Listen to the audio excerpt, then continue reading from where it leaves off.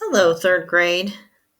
This is the workbook, Peter Pan in Kensington Gardens, Chapter 3, The Thrush's Nest.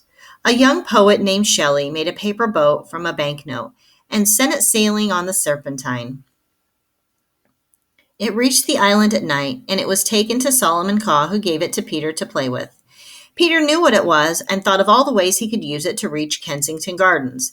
After planning together, Peter and Solomon called the Thrushes to a meeting. Solomon told them how impressed he was by their nest building, and put them in a good mood. And this put them in a good mood at once. If, he said, a finch's nest is placed on the serpentine, it fills with water and breaks into pieces, but a thrush's nest stays dry. The thrushes were very happy and applauded. After this, Solomon explained to the thrushes that their young friend Peter Pan wanted to cross the serpentine to Kensington Gardens. He needed their help to build a thrush's nest large enough to hold Peter, like a boat. At first, the thrushes were very sulky. "We're very busy people," they grumbled, "and this would be a big job." "Quite so," said Solomon, "and of course Peter will pay you a sixpence a day."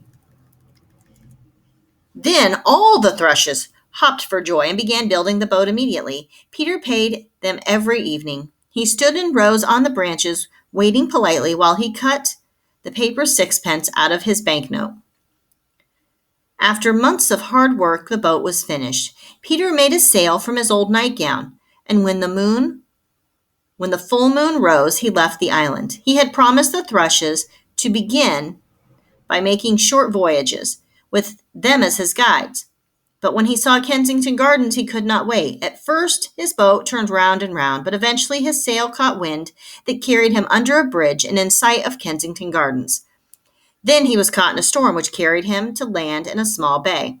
He was not safe yet, though. As he tried to get out of the boat, the fairies armed with holly leaves shouted at him to leave because it was past lockout time. Peter told them he was not an ordinary human and wanted to be their friends. The fairies saw that the sail on his boat was a baby's nightgown, and they felt sorry for him and led them to their queen. The fairy queen told Peter he could go where he wanted after lockout time in the gardens.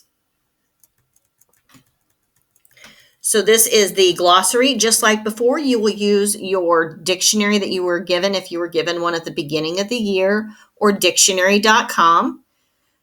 You already have the word. You're going to write the definition. So your words are impressed, mood, grumbled, immediately, politely, and though. Please pause the video to complete that.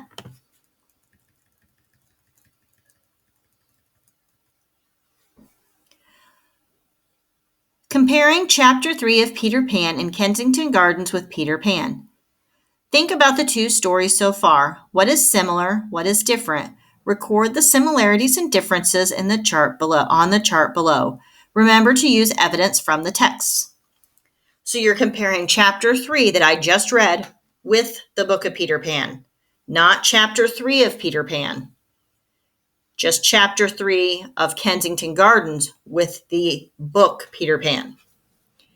So you need to write 1 to 3 similarities here and 1 to 3 differences here.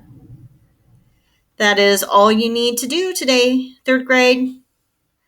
I will see you later. Bye.